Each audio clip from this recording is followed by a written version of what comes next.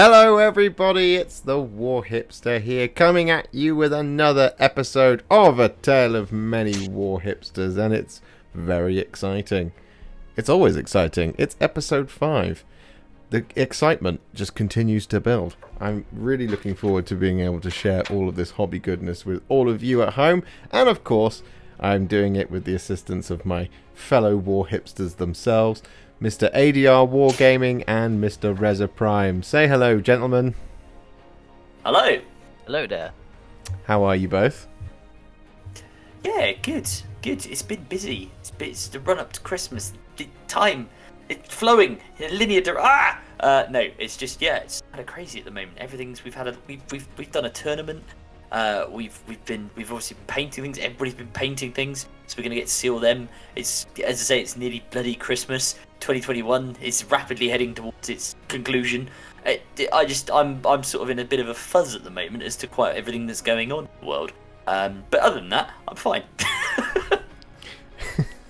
Yes, no. Time has, as it often does at this point in the year, become a premium resource. Rich, how are you? Because I know you had your booster jab yesterday. Yeah, I had it yesterday, and then I feel pretty crap. I feel better than I did. Last night I was like shivering, and then turned all the heating up max, and I had like 4 blankets on, and then woke up and I was just like dehydrated, and it's the opposite. So well, I think Rich, that to quote someone I won't name, but I really think this shows the dedication of Richard and of the British people to the painting of miniatures and getting the booster jab to beat COVID. That you are here tonight, even when you are feeling bad, you are here to paint miniatures. That it's a very wonderful thing. So it was good. Yeah. I just say to myself, you take the booster jab, you feel crap, but then it's to stop you feeling bad down the end of the line, right? I don't know who that waffling idiot was who took over my brain for a second, but nonetheless. Yes. Well, I'm hoping that over the next couple of hours, we can make you feel real good with some hobby goodness. I can't wait. I'm ready for this. I just hurt my wrist. the ravages of age. Did that and hurt myself. Yeah, boy. So on that note, shall we get into it then? Let's go. Let's rock and roll. Anything else I can hurt myself with? No, put all the sharp implements down. Here we go. We're going to be jumping across in 5, 4, 3, 2, 1. It's the Tale of Many Warhipsters, Chapter 5. Boom. Right, so here we are then. Back with another month. And of course, as per usual, why break with tradition? It's been done more than 4 times, so now it's the 5th time. We are going to start with Mr. Reza Prime. Here we are. Hey. Look at that. Here we are, lads. Ultramarine's 4th company. So, Richard, please explain, for those of us who don't know, because Adam and I do know why you did this, explain for those who don't know why you painted some Ultramarines. So, we were going... Well, the reason I actually painted the 4th company is because of the Euroventress novels. I don't really need to explain more that Euroventress is just a bad man, and he's that's it really. So we were going to a tournament the weekend just gone. It's Fun and Fluff in London, run by the London Wargaming Guild, and you're encouraged to bring a fluffy army. So I decided to paint as close to as I could a demi company of Space Marines, and these are some of the guys I did. So I bought some my 4 company Ultramarines. You've got some heavy intercessors on the left, which are a really cool model, the chunky boys. And then you've got the Redemptor Dreadnought on the right, which I'm particularly proud of. He looks really good, man. I really like it. It's great what you can do with a load of decals. I was about to say, that freehand on the left paw. Freehand chain, yeah. It's just, you've clearly elevated your painting in the last month. Yeah, it looks really good. Made the I forgot, I don't even know what they're called now. Ignore that bit. We'll do it. I really...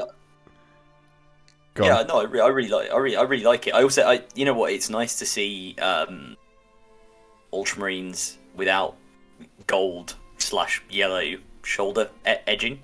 Yeah. There are other companies other than the second company. It's the second company, I think, for gold. Yeah. So it's pretty cool to see the sort of blue and green And I like that you've done like all the weapons red as well. Like it just looks really nice. I have a question. It's very yeah, go on. Those tufts, are they winter tufts from Army Painter? I think so. Yeah. I'm not a very loyal customer when it comes to tufts. I just buy whatever I think it looks cool, and I started buying them off this please hold. Please, what's it called? Please hold. Geek Gaming. Geek Gaming Scenics. There we go. We're back. Yeah, I've been buying tufts and stuff from there. You could tell where I work by saying please hold. Yeah, I've been buying those and they're really good. And you can get like special glue which helps them set and dry and glue down better. But yeah, so to answer your original question, yeah, I think those ones are those tufts like you said. I'm just gonna turn the heating on because I'm an old man and I'm getting chilly in my. It is chilly. It is chilly. I don't know whenever this video goes out, we're recording this on quite a kind of chilly day. It's kind of rainy. I was shivering all night. Yeah, it's all.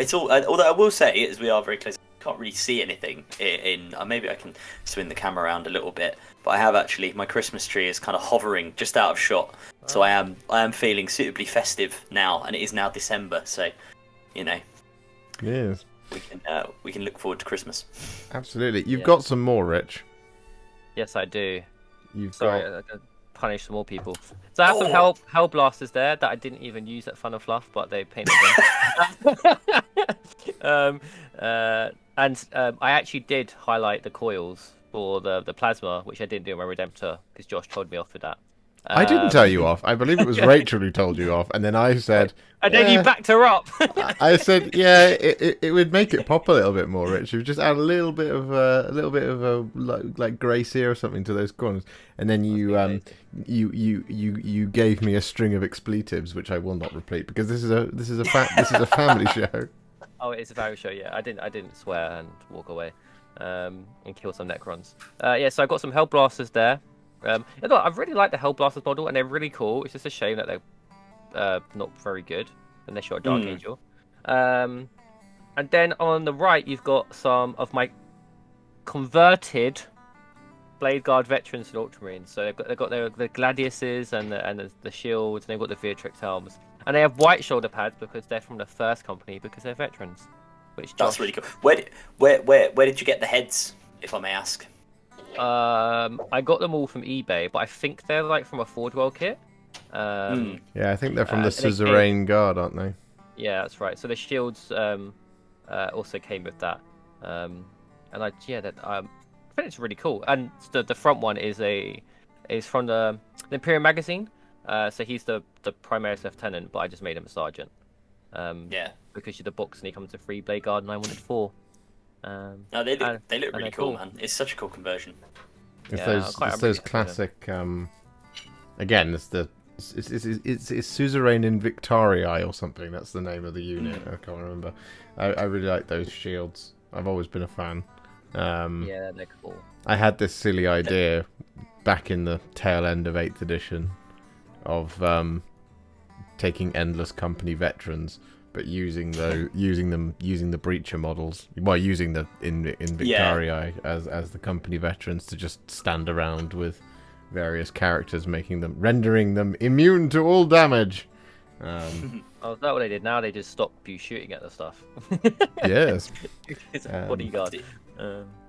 It's also really cool because those shields like really go into the Romanesque look of the Ultramarines.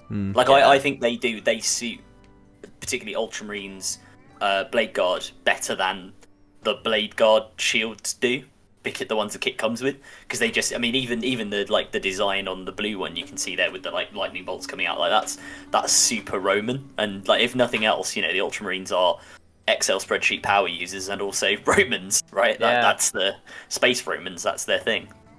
The shields are really easy to swap out for a Blade Guard shield. The swords were a bit complicated because the way the hands go onto the models, it was just really awkward to glue them on and then make them look normal. The shields were fine. The thing I really like about these shields is that they are scaled for Horus Heresy, so they're scaled for Breacher Marines. The entire Marine should be able to hide behind the Breacher Shield, as we have heard time and time again in the Horus Heresy.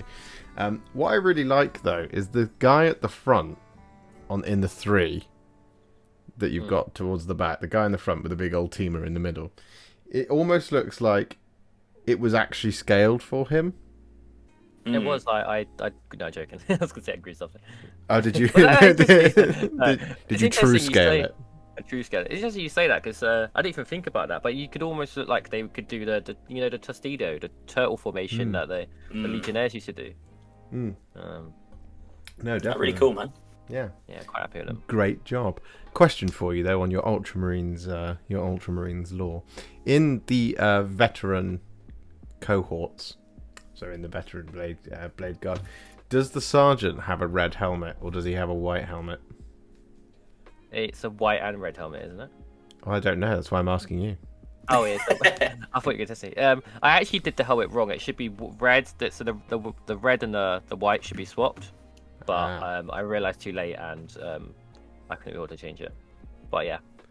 So yes, they would have a red helmet and with a white marking to denote the veteran status. It's very cool. I do know my lore and my fluff.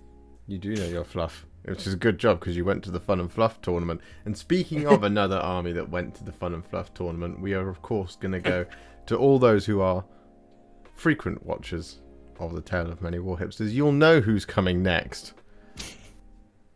It is of course ADR Wargaming, and he has brought Tyranids. Oh yeah, brain bugs. So these didn't come to Fun and Fluff, but you do have the rest of it. No, that's why the base is done. Yeah. So these are, 2 Zoanthropes and a Neurothrope, technically, although I suppose you could just run them all as Zoanthropes. So these are brain bugs, and these are from my as yet unnamed hive fleet. So they are sort of floating around, kicking out psychic powers and generally being pretty nasty. That's what Zoanthropes do. But I really love the heads on these guys, because that kind of, the chitinous shell is just very clear on them, so you can really get that sort of nice pattern going. The very alien. Yeah, absolutely. I think that's the Tyranid aesthetic, right? Are you going to open up your Name the Hive Fleet competition to the good folks of Tale of Many Warhipsters, or is it? Oh, maybe I will. Yeah, maybe I will. Maybe I'll do that. I'll have to put something together on Instagram. But yes, I am. I was one of my things I did at Fun and Fluff was I got both my opponents and anybody else who just wanted to enter to suggest a name for my hive fleet, and somebody will win a prize at some point when I choose it, which will probably. Yeah, of course there's a prize. I'm not going to run a competition and not have a prize. Why do you think I entered, Rich? Yeah, I wouldn't have entered if there wasn't a prize. I'm not going to give you my ideas. Probably in the new year. In the new year. Yeah, okay. Yeah. Well, even if you don't open it up to the good folks of Tale of Many Warhipsters, comment below on this video for your ideas for to name Adam's Hive Fleet. There have been some very rude ones. So it's been interesting. There's been a good mix of like the serious and the silly, which is quite fun. I think my one was silly, wasn't it? Yes, it was. I gave a serious one, which is surprising. You gave a serious one, yeah. It was like a reversal of roles almost between you two. I suggested Hive Fleet Ian. Yeah. And I shall not explain it any further. For those my favourite one was Hive Fleet Jaffa. Jaffa? Yeah, I quite like that. It was Jaffa. I like that. Hive Fleet Seville. Hive Fleet Manticore was my one. Yeah, you were Manticore, which was quite nice. But yeah, no, suggestions in the comments below, more than welcome. And, maybe I'll open it up. I'll let you know. Awesome. You've got, obviously, 2 more slides. So we're going to go on to the next one, which is more of an action shot. Yes. Let's be honest. But it does show off the Scythed Hierodule very nicely. Amazing. What did you say? I said it was effing amazing. I didn't realise that's all. So part of what you painted, this is obviously a shot from the weekend's action at Fun and Fluff. Well, specifically against you, my good friend, when we got to play each other, which was quite funny because we finished day 1 and were sort of going, we're right next to each other in the current sort of standings coming out of day 1. I wonder if we'll play each other tomorrow. It seems unlikely. And then about 10 minutes later, the pairings came out. It was like, yep, we're playing each other. So we had a really good game with the demons and the Tyranids, and this was the clash of. This was a bit like in Godzilla, with let them fight, between the two big bad guys. So yeah, this was a sort of slightly bizarre moment where Be'lakor and the Scythe Hierodule came to blows. The Scythe Hierodule is a really cool model. I mean, as you can see there, it's just a massive Tyranid, and I think the Genestealers in the background give the kind of scale of this thing. I mean, I think it's really cool. To depart from painting and fluff for a second, in rules terms, it's both very good and also very bad. In that, I mean, how many attacks does Be'lakor get, Josh? 6. Yeah, so Be'lakor gets 6, right? How many does he get with his sweep attack, though? 12. 12, right? So he gets 12 with his sweep attack. This thing just gets 6. That's it. Yeah. It's a giant monster with 4 rending claws, and it gets 6, and that's all. And you can reroll ones to hit. Yeah, it looks amazing. It's a really cool model, and I'm quite proud. So I entered this into the painting competition. I didn't win because some person entered their Be'lakor model. But no, well deserved on that one, I should say, Josh, definitely. Thank you. But yeah, I entered this, and I had a few people for the first time ever in anything, any sort of painting stuff I've ever entered, to go, wow, that's really good. I really liked yours, which was nice. But yeah, I think I did a good job on this guy, and I think he really shows off that that orange and yellow, really super bright color scheme quite well, and also the Forge World resin with the dry brushing on the skin there, which is just it's Pharisian grey, basically, just to bring out a kind of alien, because it's meant to be a kind of alien dark blue to black kind of chitin on the skin. And yeah, I think it brings it out really, really well. And I should say, to give full credit, Josh very, very kindly on the Friday did help me out with both some basing on my army. So the tuft usage there is very much Josh's design, and also just some tips about sort of dry brushing to bring out the real look of it. So it's definitely a good example of your expertise, Josh, in sort of contrast and dry brushing to really show off like big monsters. So yeah, I'm super proud of him. I think he's really cool. The Hierodule. You should be. Yeah, I really love the beta. Well, the models are amazing, and I thought the base is massive, and you've done really well to kind of not just have it as like an empty space. It really pops with the model.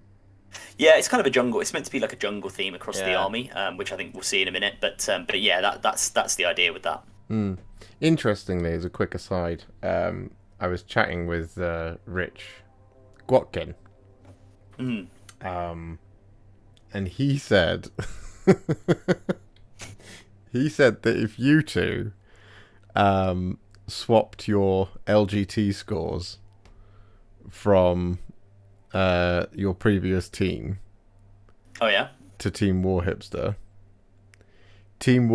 will leapfrog Team Hellstorm Wargaming in the ITC rankings. Oh, really?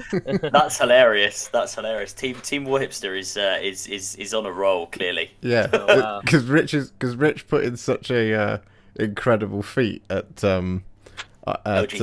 He smashed it at LGT and at Fun and Fluff and at Goonhammer, and we all did really well at Goonhammer. Actually, funnily enough, for Fun and Fluff, it's me who lets it down with two draws. But yeah, no. If you two were to swap your scores from LGT over to Team Warhipster, we will go above Team Hellstorm Wargaming, which is not something you would ever think from Team Warhipster, because this is not a competitive channel in the slightest. But we just believe. That's what it is. We just believe in the power. And like LGT, I don't know. I don't think we even did particularly well. No, we're but both very much settling into our armies. No, exactly. But that is how close we are in the rankings, because of how good we've done as a group. Yeah. We do have the shot, as you've mentioned, of your full army. So I'm just going to knock it up on screen. There we go.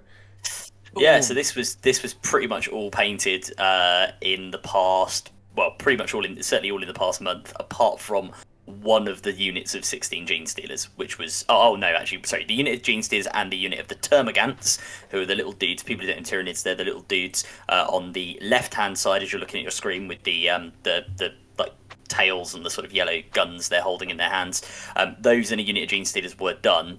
Everything else was finished over the course of the last 2 or 3 weeks, because I didn't actually know if I was definitely going to Fun and Fluff until very recently, and I wanted to run a new army because I've been running the Sisters all year. I wanted to do something different. I should also say on the Fluff side, and I'll give another person sat here some full credit as well. One thing I did include in my army is you'll notice there are some Genestealers on the right-hand side of the screen who don't match the colour scheme. There are 6 of them, and they were very kindly given to me by members of our sort of gaming group in South East London, Battlefield Bermondsey. Because when I got engaged to my partner, they painted up a Genestealer each for me and gave them to me, including Mr. Reza Prime. You can actually see his one on the very sort of bottom right-hand corner. It's the sort of one with the red arms and the sort of grey-green back. So I integrated those into the fluff for my army as like the attempts of the Tyranids to blend into different environments, ranging from the sort of serious, i.e. Rich's one, blending into kind of the mountains and trying to adapt there, to you can see the chrome one there, which was painted by a good friend of ours, AJ, who is Alfred Farius on Instagram, which clearly went to the disco and got into a bit of disco stealing. So it was a really good. It gave the army a little bit of interest as well, on top of sort of the fluff we'd already put together. So yeah, it was a big project, but I really enjoyed it, and I must admit I love the way the Tyranids play. Like the Sisters are not a slow army necessarily, but the ability to launch a unit of Genestealers across the board turn 1, oh boy, I'm a fan. I did say to you, didn't I, on the before we went to the second day, I was like, this is the first time you've played this sort of army, and you said yes, and I was like, right, this tournament is either going to make or break this style for you, and then it's going to be very difficult for you to go back to KGITC holding the, gangbusters holding the objective type thing. It's going to be very difficult to you to go back, because you're just going to want to yeet stuff all over the place. Yeah. It's definitely more. I think it's definitely a fun style of play, and I'm not used to having, as somebody who's been playing Sisters all year, I'm not used to having psychic powers either, so that was weird. I'm having to be like, oh wait, I get a psychic phase now, which was with the Swarm Lord, which was quite fun. But yeah, no, had some brilliant games, and all my opponents at Fun and Fluff, yourself included, were amazing. And there were some brilliant armies there, one of which I suspect we will see some of later on as well. So yeah, no, it was really good, and yeah, enjoyed painting with Tyranids, and we'll keep working on them, I guess, because I've got plenty more to paint up. And if there's one bit of advice I can give all the good folks at home, is that next time you play a game of Warhammer 40,000 and you're selecting your secondaries, you should both agree to take Psychic Interrogation because it's hilarious. Yeah, to give, I think, Josh, we should give some background on that comment, because so when Josh and I played, we took the game seriously. We were trying to see who would win, but we did say, look, it is fun and fluff. Let's pick a couple of stupid secondaries, right? So we picked Psychic Interrogation because we both had a couple of characters who could interrogate each other, and our game ended in a draw. Partly because we ended up in a scenario where we only had one character left each, and we couldn't really kill each other because at that point we wouldn't be able to get our secondary. So that was quite fun. Yeah. Wow, okay. We were like flinging stuff at each other while these two characters just sort of stayed a distance away from each other, circling. It was good fun. We also both took Overrun because we thought that was fluffy, and basically in turn 1 we swapped deployment zones, which was very funny. Yeah. Yeah, there was a bit of combat as we sort of swapped sides. It was. I do quite find that mission always goes like. Usually it goes like that. So you start like that, and then it flips to be like that kind of way. Yeah. But I guess you just went. Yeah. Yeah, because we had the speed, right? So we just went. Yeah. No, for sure. Right, shall we move on? Yes. Yeah. Yeah. Let's see what other people have submitted. Right. So here we go. Next up, we have A to the 40k homeboy. Ooh. Oh. With some Black Templars. So Alex, he has said Black Templars in all caps. I would shout it, but it's late. Oh, I am so happy with the new range, even the monk haircuts. First up, from the new box, we've got some neophytes led by a mighty sword brother. Full grim dark scheme here in flight here. All of the battle damage, because suffering not the unclean to live is dirty work. And how best to represent said dirty work than with a delicious coat of streaking grime. I've also been having fun making bases with cork and all other manners of enamel washes to get some dusty broken rock vibes. I'm a little bit disappointed as I couldn't quite get the initiates finished in time to complete the Crusader squad. But hey ho, we'll have a family pick next month, my dudes. Hope everyone is doing well. Can't wait to see everyone's work. One love. Oh, that's nice. These are cool. I like this. I like this dirty, proper, dirty Black Templars. Like, they look like they've just been running through mud all day. That is so cool. Yeah, they've been in the trenches, haven't they? Yeah. Which suits the Black Templars, because, you know, they get up in your face with a chainsaw and a bolt pistol. Yeah, no, definitely. I'm a big fan. I'm a big fan of the way you've applied that streaking grime as well. I always think with streaking grime, there's one of two ways of doing it. You can spend hours putting small amounts on to get that kind of subtle effect, but one that just from a kind of glance over with your eye, you don't notice it, and that's the point. Like it's there, and it's contributing to a dirty look for the model, but it's not there, so it's really prominent. And then the other one is, of course, doing it this way, where you've got streaking grime all over the place, which actually just makes them look super grubby and awesome. Both absolutely have their merits. Unfortunately, for me personally, the middle ground is where I think if you don't quite get either one of those styles right, it looks weird. But you've absolutely nailed this, Alex. Yeah, I think it's amazing. I didn't even know. Yeah, I just no words. Like, I don't really. I think I'd be too scared to attempt something like this. He's done so well to get it right. Yeah, and it's all over as well. That's the other thing as well. I find with weathering is one of those things that I think if you're going to go heavy, you've got to get it all over. And some of the mistakes you see is when people don't do it all over. So like when you have a pristine Space Marine, but like really dirty feet. Yeah.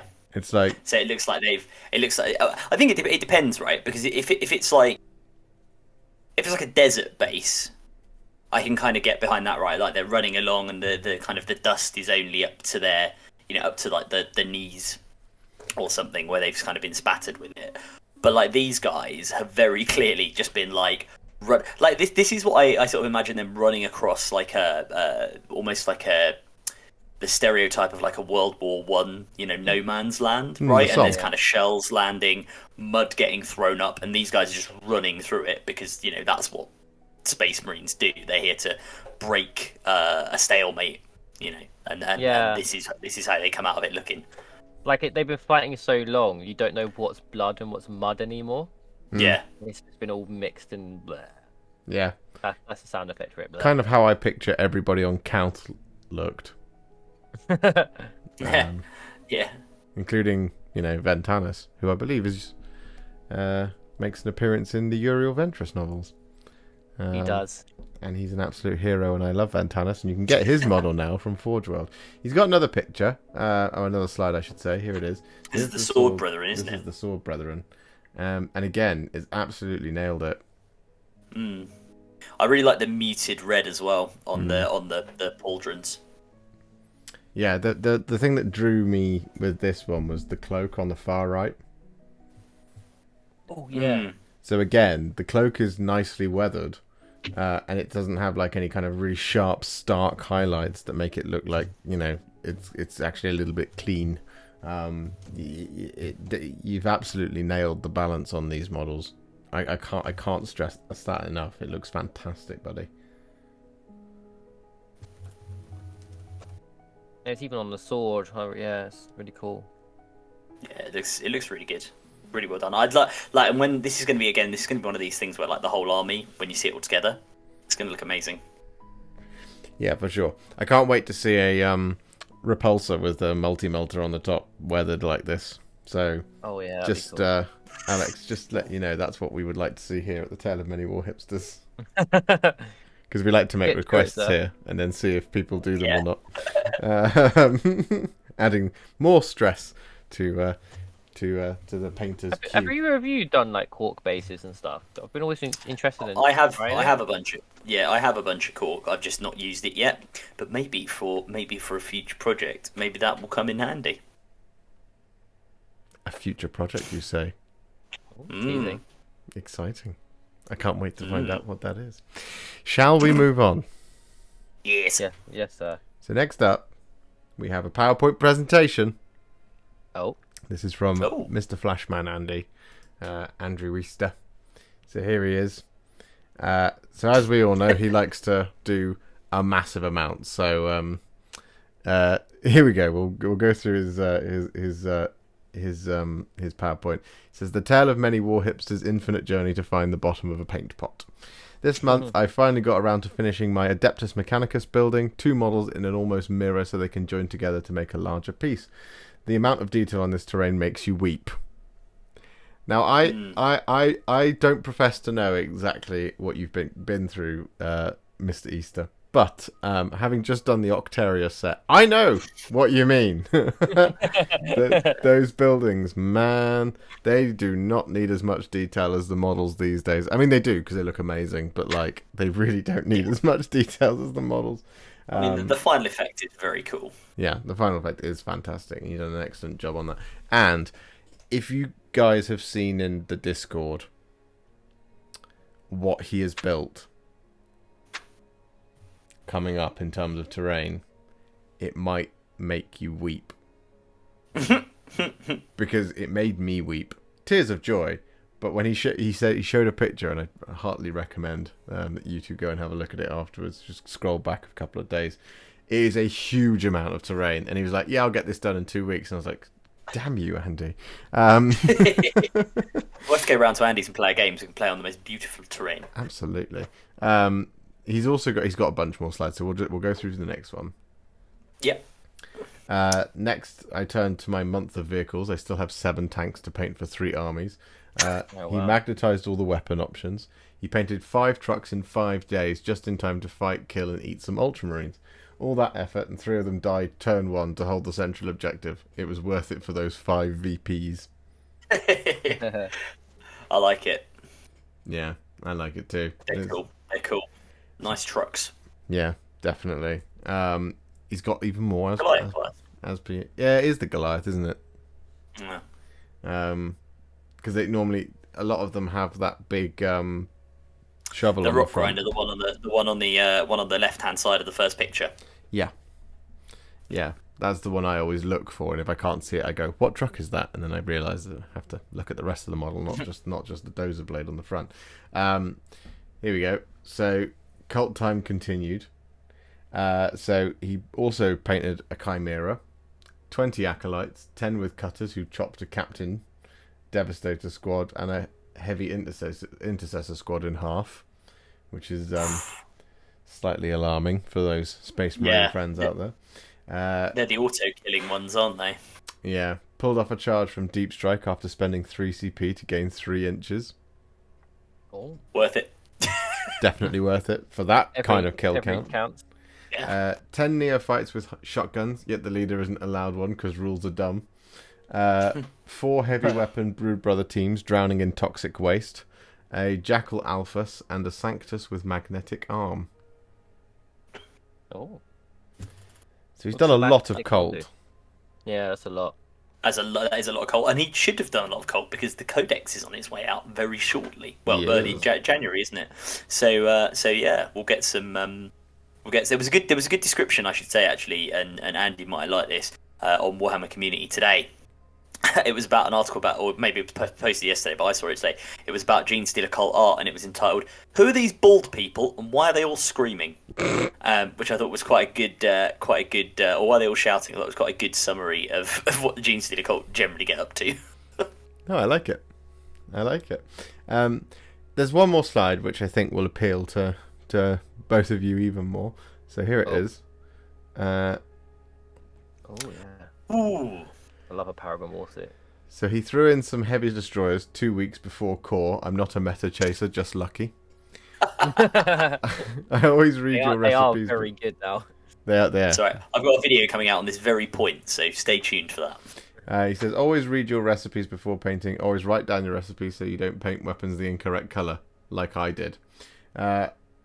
He also then remembered I was meant to have painted sisters for my actual Tails army, and through almost literally, if you see my wall/carpet and the 2 hours I spent cleaning it, Blood Angels red on some Paragon Warsuits and 5 Angry Nuns, with a quick florist's trip in between, and next month will be more sisters, more cult, more terrain, and maybe even a Necron or a Dark Angel. Nice. No, they look really good. I love the the red sisters are always cool, like Bloody Rays. They just look good. Yeah. Yeah, I no, think- for sure. Paragon war suits are just so cool. Yeah, Paragon Warsuits are cool actually. I really like the swords. Mm. Yeah, they just gave them all massive swords, which I love. I really like those swords. Although, do you reckon you could scale those swords to be two-handed swords for a Space Marine? Possibly, yeah. I don't know. Yeah. I've got a box. I think they'd maybe be a little bit long even then. Maybe a But little you too could probably do big. some, Isn't it? probably do some chopping, and you could Like get an- them down to. Be like an anime sword. Like anime swords are always way too big for the person using it. Yeah. Yeah, they're also always really wide, like Yeah. chopping. They're like choppers. Because in my mind, I really want to do a Judiciar conversion that looks more like Cloud from Final Fantasy VII. Yeah, that's what I was thinking. Just proper Buster Sword it, which would be awesome. Yeah. But yeah, no, Andy, I mean, you absolutely smash it every month. You do far more models than I think is necessary. Yeah, quite where do you frankly. find the time, man? It's incredibly impressive. Yeah, I do this. Oh. What I'd be interested in, actually, Andy, I think you and I should compare totals this year. So this year, I have painted 487 models. I want you to comment below, or just message me. Comment on this video, or just message me privately. Tell me how many Slack. you've painted in this amount of time. Now, bear in mind that I do this full time. I think he's probably done more than me. Does he get to count one model as being 3 square inches of space on terrain? Yes. Yes. Like a tiling system. Like, the Beyblade only counts as one model. That thing's massive. It only counts as one. Thank you. Yes. So, thank you very much. Yeah, I just want to say big shout out Andy, because I realised what I was talking about is this. I'm being extra nerdy tonight. I'm actually wearing my sister's t-shirt. So, woo! I've got Go. my Ultramarine hat on. Sisters. I am a total failure, and I'm just wearing the clothes I was wearing That's 'cause you're a yesterday. normal person. Yesterday. Yeah, no, I realised. Anyway, right, so I thought about doing an outfit change for today, and then I thought, yeah. So, let's move on, because next up we have Mr. Boob Mr. Boo. Hey, Mr. Boob. with We the all met. Praetorian Trading Company, whom we all met. We did. I've got his business card. Have you got his business card? I didn't get his business card. I've got his business. I've got the Praetorian Trading Company business card. He gifted me models. That's how. He didn't give me anything.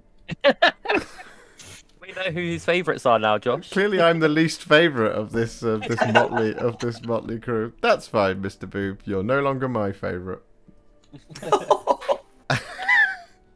No, now I'm gonna just select him as my favourite at the end of this, and that'll make him feel bad. Right, so Mr. Van, I left your symbol in because I think it nicely shows what your section, because you always, again, much like Andy, paint up a huge amount of models, and that's exactly what you've done this month. So here we go. He says, "That time is here again. Just absolutely fantastic job from everyone. Love all of the entries last month. I've tried to connect with the vast majority of everyone taking part in the tale. Just some fantastic hobby, and it's amazing to see people all so enthusiastic about this amazing hobby. This month I've finished yet another kit bash for the mighty Praetorian Trading Company. Can you guess the kits? We'll get onto that in a minute. As well as started on my very first love of this hobby, Black Templars. Next month I'll be looking to finish the main bulk of the PTC. Let's be honest, it's the Guard, so more will always be added. And we'll look to push on to my Templars. No pity, no remorse, no fear. P.S. Also, it's great to see you back streaming, Mr. Hipster. You are absolutely brilliant, and the reason why we are all together. Keep up the amazing job, mate. Things will only get better. I'm not going to give you a business card, though. I hate you. No, he hasn't put that in there. That was just me. That was just me ad-libbing. But yes, let's see if we can guess the the Black Templars are here. They're on a different slide. Let's see if we can guess what kits he's used here. Oh, okay. Necromunda. just Necromunda. So Well, those shields are they not the RBTs? Well, one of them's a Deathwatch shield. Are they For a start. Sanguinary Guard swords? Well, I could be No, I completely don't. wrong. I don't think so. I don't know, I think those shields actually come from the Bulgrin. No. It's the one, like the bottom left picture, front right. That's a Death Watch shield. The one on the left is the Bullgrin shield because I've got them on my Bullgrins. Yeah. Slab shields, right? Slab shields, yeah. One of them is from Necromunda, from the I want to say not Escher. Right? No, there's that one with the one of them might be, but there's that one there with the energy shield, which is I can't remember the. Yeah, the gang that has all the technology. I can't remember their names. I can't remember now. Technology gang. A couple of the heads look like they are Adeptus Mechanicus. Like the guy in the middle with the sword kind of out like this and the shield to his side in the bottom right picture. Is his head from a Rust Stalker or one of the like Sicarian ones? Sort of looks like it. Yeah. Yeah. I don't know. You have to give us a breakdown, Mr. B, because there's a lot gone into this, clearly. I also thought some of those sword blades look like they've come from the Deathwatch box from the Xenophase blade. Yeah, I think you're right. But I could be entirely wrong on that one. I don't know. Rich, are you texting him? I'm currently on a game at the website looking to see. I thought you were texting him so that you could get all the right answers and just be like, well, so I think it's this. I think you'll find those are actually the legs off of a specialist Necromunda gang fiddler. Some of them look like they come from the rogue trader kill team, but I couldn't tell. I'm terrible at this. I'm terrible at guess the bit. If it's Space Marines, I'm there. But if it's anything else, I'm like, nah, I don't know what spree that's on. Is it Fansar? Is the Fansar? Yeah, Fansar's the techie gang, I think. Maybe they come. Some of the legs AOS as well. Like the shields of Fansar. I'm going with that. Maybe. This is like a whole quiz unto itself. This is the real quiz. Answers below in the comments. See if you can guess the bits at home. Which means I can just foresee a lot of people now pausing at this point, just being like, really enlarging the screen. I reckon Sean doesn't know what he's used. He just found stuff. He was gonna say, you know what we need? We need the old like CSI, enhance. They're models like that. It's the level of detail we get to. That is definitely Warhammer. It's very clearly, definitely Warhammer. I think you've definitely used Warhammer bits in this. I think there's plastic involved here somewhere. If I click this button and run this through, I can make the whole thing look old-fashioned and sepia-toned.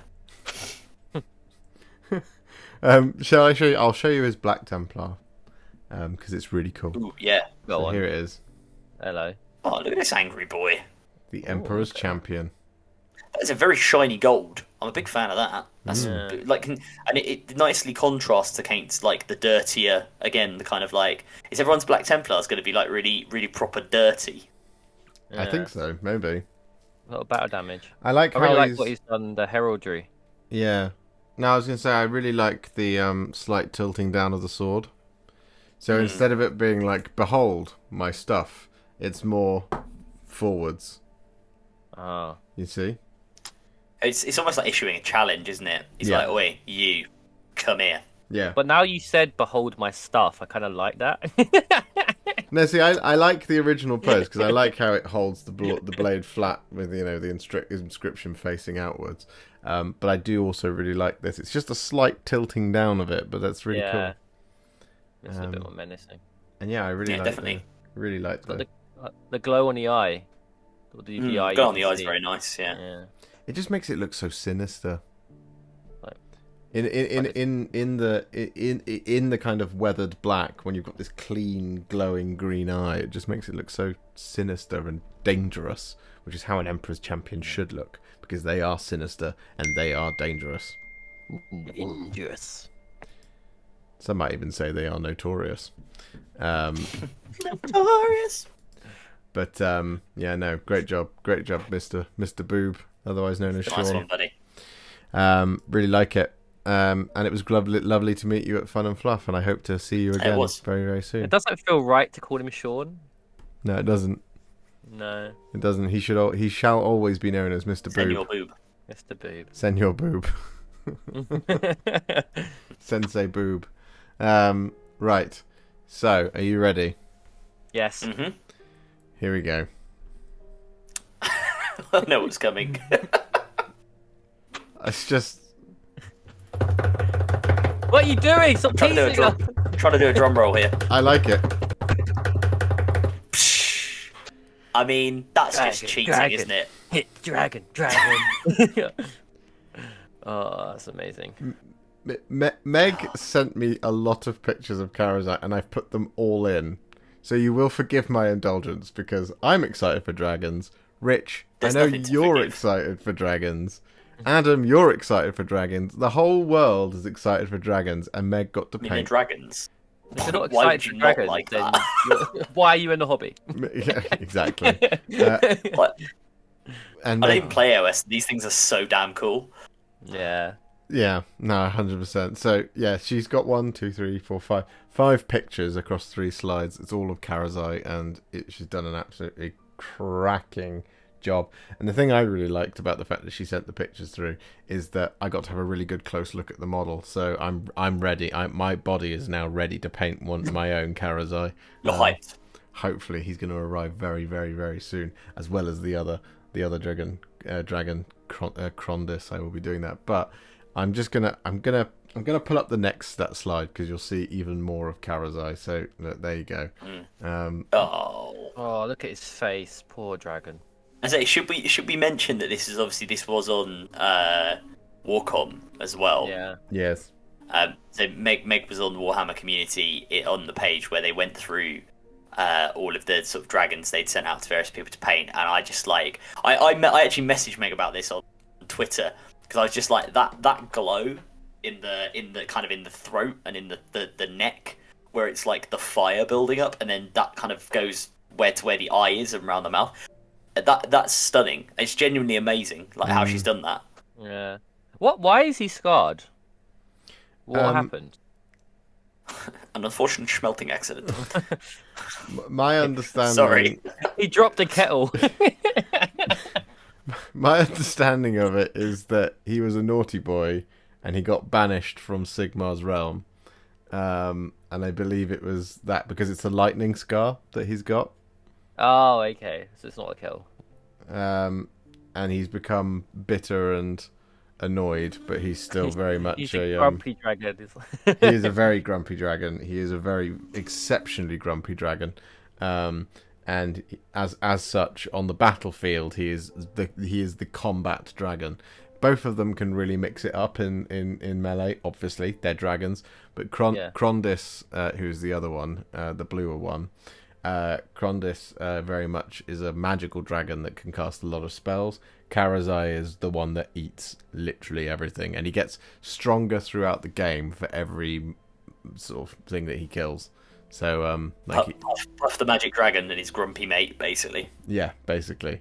But I believe Karazai has now been called back to the embrace of Azir, because, you know, stuff's gone a bit wrong in the mortal realm since Be'lakor decided to mix it up at Vindicarum. But yeah, it's just, I'll show you the third slide as well, because, you know, look at that. Face shot. Selfie. The wing is just ridiculous. It looks so naturalistic. I mean, that's the thing. It just it blends really nicely, and I think, like, you know, Meg wouldn't mind me saying, like, Josh and I were talking about the ones that were on Warhammer Community. You know, when I was fortunate enough to host him here when we went to this tournament, and you know, one of the things I really like about the way Meg's done this is you get that while on a big flat surface like the wing, it's very easy to just kind of go all one color. But not only have we got the kind of darker blending at the bottom, you can also very clearly see where, like, I don't know what they're called in wings, but like the finger bones, because obviously it's a big hand, right? Fundamentally, that's what a wing is. You can see where all the kind of those are lined out. So it just looks it really looks natural, and it looks like I don't know how I'm just stumbling over my words, because it's just remarkable. I would love to see it in person, frankly. Yeah. If a dragon was real, you'd think that's what a wing would look like. Yeah. Yeah. Well, the skin as well, the scales, you know, like they're just very, like, they're worked out, and it's also the differentiation. I think. Well, I've got to stop singing Meg's praises at some point, but the differentiation between the scales on the body. So in this shot here, the the shoulder and the wing, kind of the wing joint.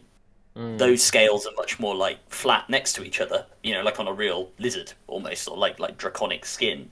But then when you get up to the face, where the horns are, they're obviously much more. They look harder. They look like they've kind of gone into a sort of hardened state, and that's what forms the horns. And so they have that edging on them. Like it just looks really nice, and it really brings the whole model together.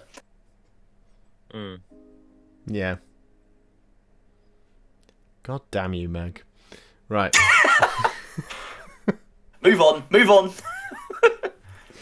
I just when I was making the pack earlier, and she sent through the pictures. I think I sat here for like 20-25 minutes because I saw them on Warcom, obviously, and I've seen them on Instagram as well. But I like when I get the picture because it's the raw file and I get to blow it up really large in Photoshop and just really have a good long look. And it's such a clean, naturalistic paint job. It's just ridiculous. It's utterly ridiculous, Meg. You should be ashamed of how talented you are. No, I'm joking. No, it's amazing work. Thank you so much for sending that through. I hate you a little bit, and I also love you, so thank you. Next up, we will move on, because we have another appearance from some demons, and it's not me. Remarkable. How dare they? It is Chris, a nerd. Mr. Harkness himself, with Khorne demons. So he's got a couple of slides here.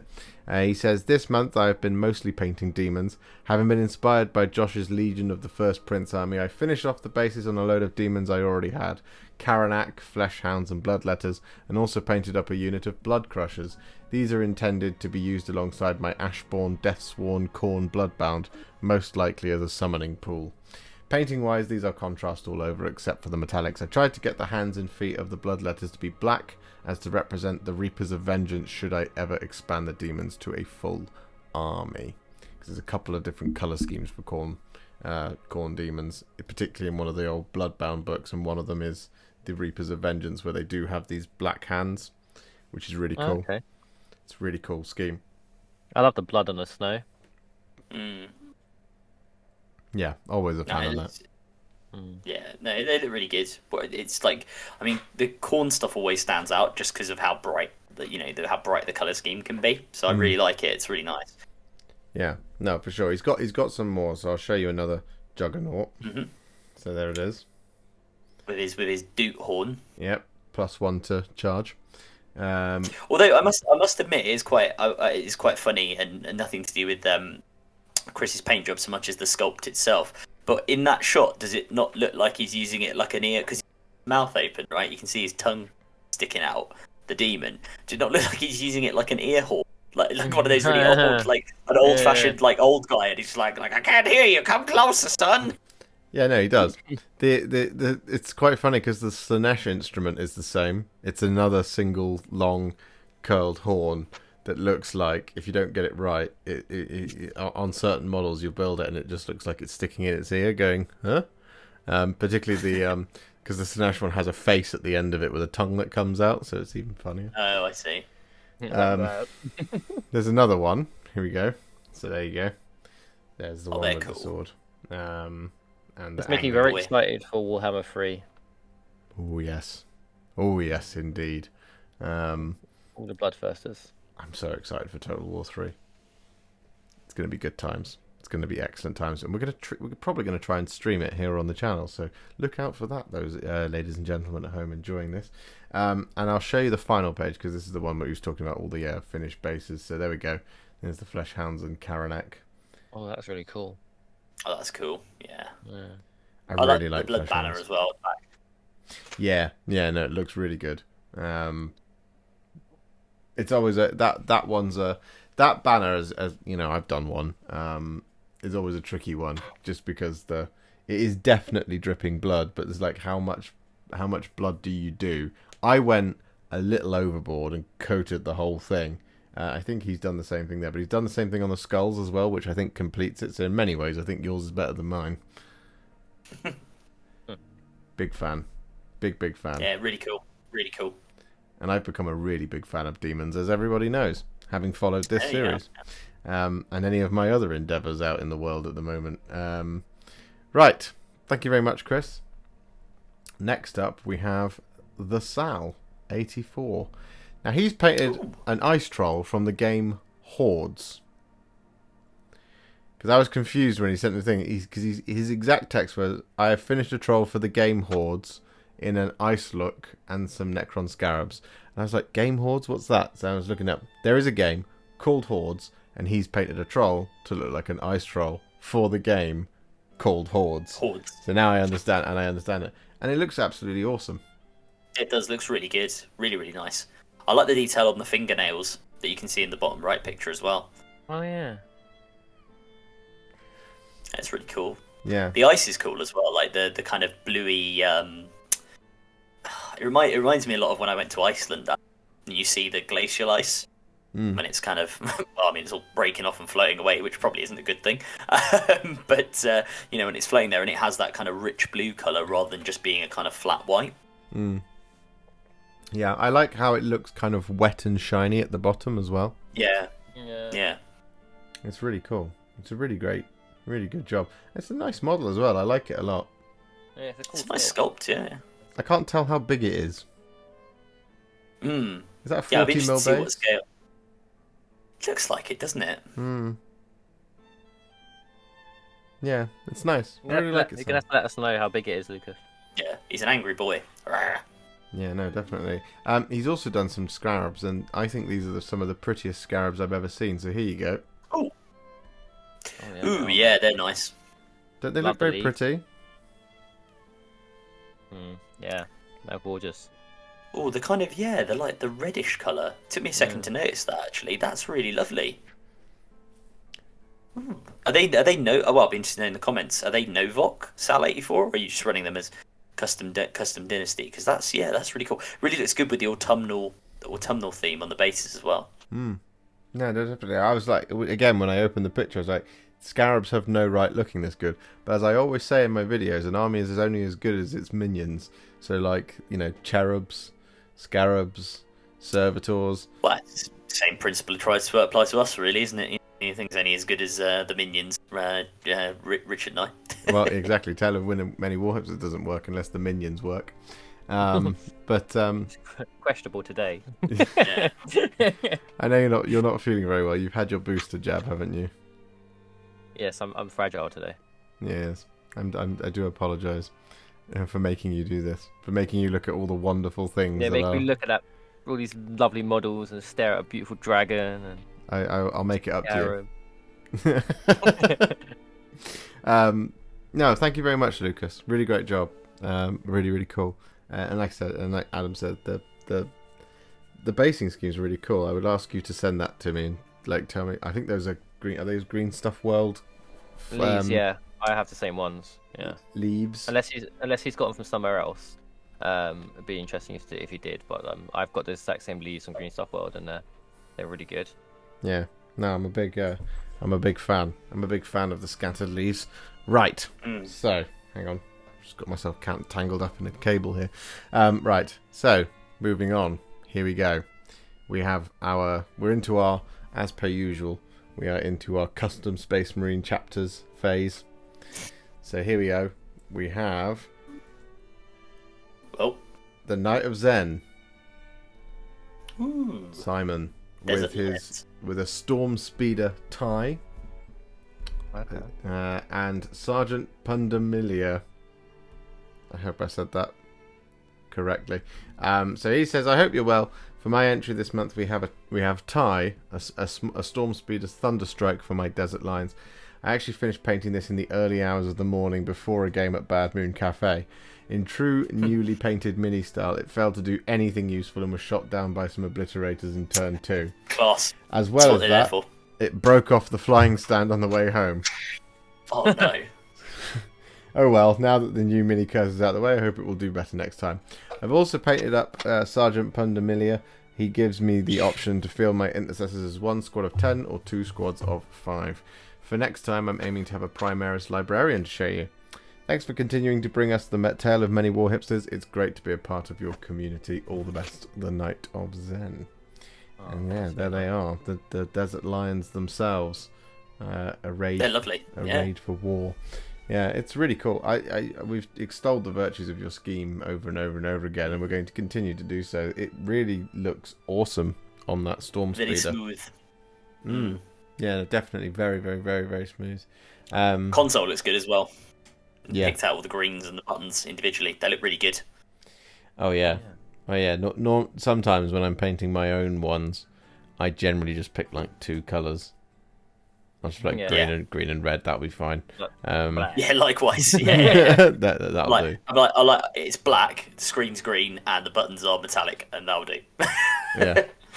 But yeah, no, it's cracking work. I'm such a big fan of this scheme. I get some serious desert vibes from the vehicles. I meant to say, I don't know if I said this last month with the Impulsor, but I really see it, how it works.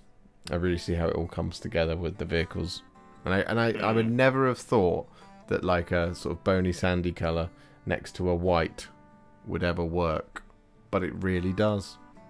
It does. It does when it's this clean. Like, it just looks really good. Yeah, no, for sure. No, I really like the Space Marine's hand, like the little black detail on it. Like, you don't really see that a lot.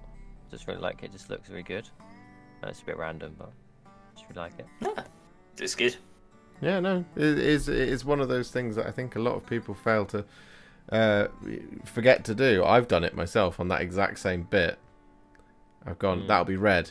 That shouldn't be red. That needs to be black. And then I've just, because it's red already, I'll just do the black over it, and it's not quite as good, but it does look really, really good. Yeah. No, big fan. I'm a huge fan, as you know. Thank you so much for your submission, Simon. So, next up, it's the man himself. It's Chewy. Hey. And he's got quite a few things this month, so we'll get through them. So he's got more Grey Knights, and I remember from last time they were called the Fomori Vanguard, so I've just gone with that. I might have got that wrong. As you know, I quite often get these wrong. So he says, "Hey guys, just wanted to say a big thank you for your comments last month. Being a part of this tale has been a fantastic motivator, and you guys always inspire me.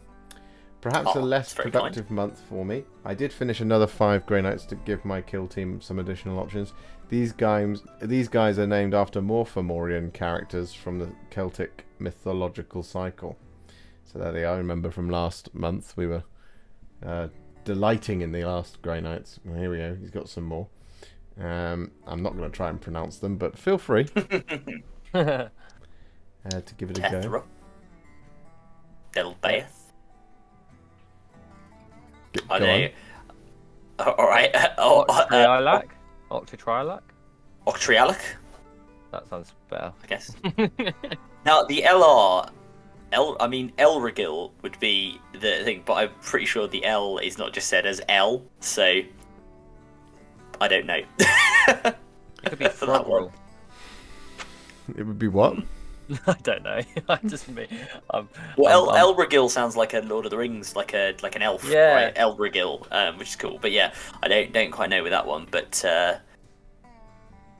what I can say is I'm a big fan of a falchion. Dedavan? There's lots of falchions. Dedavan, maybe for the other one. Dedavan? I don't know. I have to see. Don't worry, there's more for me to mess up. So we're not. These are cool though. I like it. Yeah, you were saying which, weren't you? That you're a big fan of falchions. Yeah. Saying that I don't have many falchions in my army, but yeah. One of the swords in Mr. Boob's thing. It was one of these. It was a falchion for sure. Okay. It had the long handle. There we go. See, using other minis to solve earlier problems. That's how we do. The long handle is just a full sword. The falchions would be shorter handles. All right. Fuck. Oh God. Sorry. Don't know my Grey Knights. Sorry.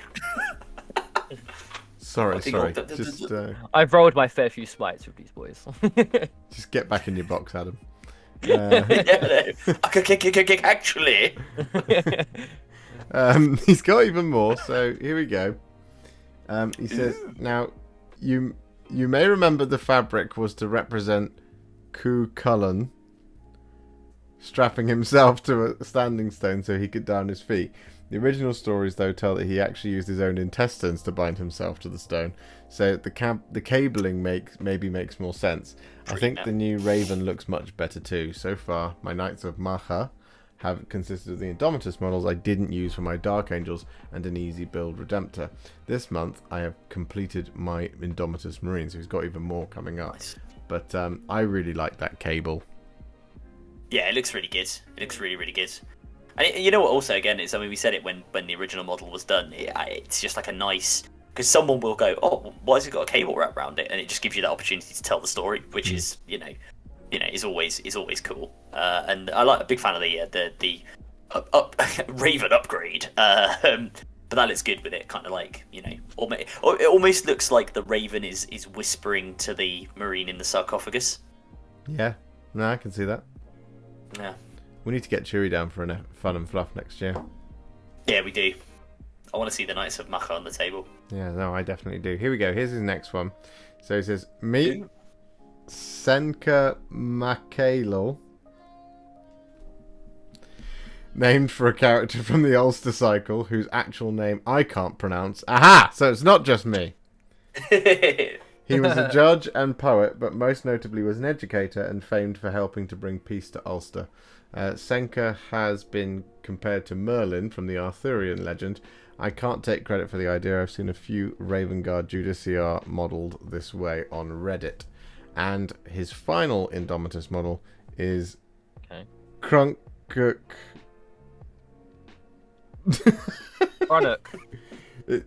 He's actually put it in. He's put it in phonetically, and that doesn't help.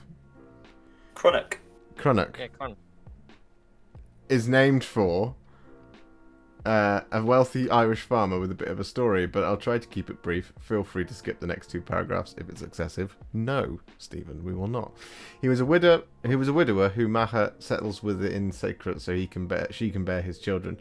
At a party hosted by the King of Ulster, an inebriated Cronach brags of his new companion's supernatural powers, stating that she could beat the king's fastest horses in a race. The king demands proof, and Macha is forced to race his horses while heavily pregnant. She wins the race, but immediately goes into labour and eventually gives birth to twins. Incensed by the ordeal, she curses the men of Ulster to experience her labour pains in their hour of greatest need. This hour came during the invasion of Ulster by an army of Connaught, but the pains went on for months, during which time only the mighty Cuchulainn could fight. In one of his most heroic acts at the age of 17, he kept the Connaught army at bay for months by repeatedly invoking the right to single combat, defeating champion after champion from the opposing army. What a legend. My Blade Guard Ancient makes use of the blue cloth reserved for characters and veterans, which you have commented on previously. This was my first attempt on an orange armoured character, and I think it works. Chapter veterans also have white shoulder pads with a black chapter symbol. But wait, I hear Rich cry. Can you... Oh, do you want me to say, what use is a Blade Guard Ancient without Blade Guard veterans? Well, he says, I have a subscription to Imperium magazine, which I will use to expand my army, and I may have purchased a few extra copies of issue 1, so we'll see what next month brings. Ooh. I assume issue 1 was Blade Guard, but I'm an idiot. No, I think issue 1 was Assault Intercessors. Well, we're gonna get a load of Assault Intercessors from the Knights of Macha then, which is I don't gonna be remember awesome. that far back. I don't think the Blade Guard veterans have come out of the magazine yet. The Blade Guard Lieutenant has. Well, anyway, I think these look lovely. Yeah. And the story, as ever, the story behind them is cool. But yeah, I even, Chewie says, you can't take credit. Seen it on Raven Guard guides, but they're having the Raven on the arm of the Judiciar, very cool. Add some interesting flavour to the model. Yeah, you could definitely take credit for it because I've not seen it before. So. Yeah, exactly. Yeah, we've never seen it. Take credit. Why not? I'm going to tell everyone it was originally your idea. Yeah, I think the orange armor looks really, really good. Really, really good. Yeah. No, wholeheartedly. Especially the contrast with the white as well. Yeah, definitely. No, great. I was saying this at the weekend, that Fun and Fluff. I always find it hilarious that the most elite fighting force in the universe turn up to battle in these really colourful armor, like ask you to shoot at them. It's always makes me. It's amazing, but it's just always funny. and it looks awesome. Well, But I think that's I'm why, sure there's why it's always so colourful. there's a bunch of people who in the comments will tell you why Space Marines do that. Do you know the reason, or am I gonna get told? I think I remember the reason, but I also Is it something to do with like fear? yeah, it's like just Yeah. like I mean, Space Marines don't really need to be camouflaged. Not No, really. they don't. Yeah. They're Space Marines. You know, their armor is their camouflage, in that it just absorbs everything. It's like a walking tank, aren't they? Yeah, it's so cool. Apart from the most grievous of hits. And then on the tabletop they die to las guns, but you know. Damn it! I didn't roll my 2+. Yeah. But yeah, no, I'm just such a big fan of both our custom chapters. Thank you. Yeah, no, great. It looks fantastic. Absolutely fantastic. Well done, Stewie. Yeah, nice one, man.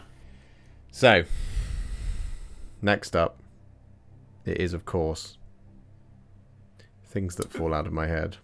Ross, with the Lamentation of Carcarius. He says, hope all's well with you and yours. Another month is over, so please see attached photos of Chapter 5's entry for the tale. Obligatory piece of blurb. Here we go. The Lamentation of Carcarius, whose charred form stalks the Imperial hive world, seeking out those insidious agents whose dire intentions led to the collapse of one of the countless hive spires that reached skywards towards the heavens. Though too late to prevent the devastating collapse nearly 20 years ago, the Lamentation's pilot heedlessly threw his armiger into the fire and destruction, using his machine of war to support crumbling plascrete so that as many survivors could escape as possible. 2 decades later, burned and stripped to bare and tarnished metal, the Lamentation of Carcarius hunts those who would seek to sow further confusion and chaos upon his home world. And he says, bit annoyed that this guy does not photograph well. I started from 5 different base colours, highlighting and texturing up to a uniform ashen finish across the model. It looks pretty decent in person, but for some reason the camera makes it look very flat compared to having it in hand. Hopefully you get the idea, but needless to say I'll be going for something a bit more colourful next month. And he's got one more picture, which I'll show you in just a second. But I think it looks really, really good, man. Yeah. I don't worry about what it photographs like. It looks really good. It's also, I mean, and I guess we'll see in the group shot, but it's also kind of a cool departure from what's been done before with the like quite colourful. You know, we had the kind of what was they calling him? The studio, the Lapita Knight. You know, he was kind of in the plants growing all over him. We've had like the really colourful Knight as well. So it's just cool to see all the armiger, see them all coming together. And actually, this guy, you know, is a really good example of how to do a dark colour scheme and do it effectively. Yeah, and you've got the little blue. Are they like the? I don't know. It's great. The bolts. Like Lilac oxide on the bolts. Yeah, it looks really just makes it pop and gives it a bit of interest. Yeah, for sure. Yeah, no, I'm a big fan. I'm also a big fan of that fluff. The idea of the knight holding up the support strut whilst the civilians escape. That's so cool. It's like that scene in Superman and Man of Steel, but better in every way. Yeah, they do that quite a lot in those movies because they do it with the Amazons as well, don't they? Yeah. One trick pony in the DC universe. On people. Yeah. Let's have a look at this. Let's have a look at this group shot. I want to see all these bad boys together. Family photo. So he says, obligatory group shot of the growing knight family included bravely guarding my bread and biscuits for the Emperor, of course. So here it is. For the Emperor. Guarding his bread and biscuits. That just looks so cool. Doesn't it? That looks really, really cool. Doesn't it just? Don't touch those biscuits. You will have a bad time. You will have a terrible time if you try and take one of Ross's biscuits. I cannot wait to see 12 Knights. Honestly, it's going to be so cool. I cannot wait. This is one of my favourite things to watch grow piece by piece. That's just so nice. And like you were saying earlier, Adam, having seen all the other ones that we've got previously, you can just see how they're all coming together, and now they all fit. Yeah. Even though they're all so different. It's like a real family. Aw. That's so wholesome. That's guys. really nice. That's really nice, That's Rich. very wholesome of you. Very wholesome. Yeah. Just say something really evil and mean now. Do you want to say... Don't say it about the next one. Wait, I'll wait. save it to the last person. Yeah, save it to the last person, whoever that may be. Yeah, whoever that is. And just be really, really scathing about them. The next person is Mez, Ryan Willis with all the custodes. And what we're going to do is we start off here. So he says, here are the final photos of the second army completed during this event. So he's done 2 armies. So, you know, we all need to buck our ideas up. First up, we have Trajan himself. As I hate doing faces, and like the Custodes helmets, he got one too. It's good. Yeah. And I really like the, you know, so you've gone for quite a warm gold with the purple. And then you've gone for a white lion. Now, if you'd gone for the box art lion, so like that kind of sort of more tan traditional lion scheme, it wouldn't work. But the white really makes it pop, and therefore it really works against the purple, rendering it like looking even more like royalty. If you see what I mean? Yeah, definitely. Yeah, I'm a big fan of this. I'm a big fan of this version of Trajan. We've also got the family shot, which is just here. So there we go. Then we have a commander on Dawn Eagle jet bike. He says he wanted a way to easily differentiate him from the others, so he scavenged some Stormcast stuff and swapped around some bits. We also have his entourage to help him go vehicle hunting with their melter missiles. All of them are magnetized to help with transportation and fitting them into combat. Lastly, he has painted some basic guards who double as a kill team when he plays kill team. He's also included a family shot of all 2,100 points he owns. List includes 1 unit of nearly every Custodes option. There you go. There's all the Custodes. They look really good. They look really good together. That gold and purple scheme is lovely. I'm a big fan of that Sigmar shield being on there. Yeah, it actually looks really good on there, doesn't it? Yeah. Which is surprising because normally it doesn't work. Personal growth, Josh. It's not a Stormcast that's been converted, alright? It's a Stormcast bit that is in there. And it really works. Well, they work really well for Custodes, Stormcast do, because Stormcast are covered in lightning. Which, oddly enough, is what Custodes are covered in. Yeah. Although Stormcast don't have any eagles. They have hammers and lightning, because they are... Custodes are really cool, and it just this really just makes me they're just really cool. And it really shows how cool they are. Yeah, I wish I'd painted mine gold now. You did your Solar Watch, didn't you? I did do mine Solar Watch because I'm an idiot. What does a Solar Watch do? What's their thing? They're like the last line of defense, so they guard the solar system. So they man all of they look at, as well as looking after the palace like all Custodes do. They basically also run all of the fortresses in the solar system and keep an eye on everything that's going on. And they will go out when they do raids. They generally do them quite close to like in the Segmentum Solar. Because they go out and deal with all of the, like, basically, if it's got to the point where the Solar Watch are getting involved, it's a bit of a problem. That means it's a system and a threat to terror. Right, yeah. So arguably that new... Shadow Keepers are the ones in the basement, right? Yeah. The Solar Watch in many ways are like the Custodes, if you see what I mean. Like, all of the Custodes are there to guard the palace. And now that, you know, after the events of the Gathering Storm and all of that, and now the Custodes are kind of out in the galaxy again. Whereas, like, the Emissaries Imperiatus go out and, you know, I guess deliver messages, but messages tending to be, hello, we're the Custodes, you're going to die now. There's the other ones, I can't remember the name, with the black shoulder pads, the Dread Host, who are like the ones who just go out and murder stuff. The Solar Watch are like, they guard the system. So they're like the kind of as I say, the Custodes in the same way. So the Shadowkeepers guard the dungeons. There's an argument to be made that the new Custodes box versus Genestealer cults, everything in there should be painted as Solar Watch. Yeah, to some extent, because it is supposed to be happening on Terra. Yeah, there's an argument to be made that it should be, but no, they are gold. But no, I really like this scheme. I think it really works. Yeah, I love it. Yeah, I really like it. And I like the bases. I always love that bases Dreadnought with the sword and shield. The Galatus? Or is it the Achilles, Arachnus? I think. Achilles. Yeah. Yes. No, I'm a big fan. Are you going to get some Palace Grav tanks, though? Ooh. Or an Orion gunship? And a Orion gunship. That's my army. I really like the Orion gun. There's another one, isn't there? What's the other one called? Oh, there's like there's because there's the Orion's the big one, and then there's like an even bigger one, isn't there? Mm. I can't remember. There's too many of these damn things. Too many Custodes. But not in the case of your submission, Ryan. There is this is the right amount of Custodes, in that there are some Custodes, and I really, really, really like it. It's a good job, really awesome.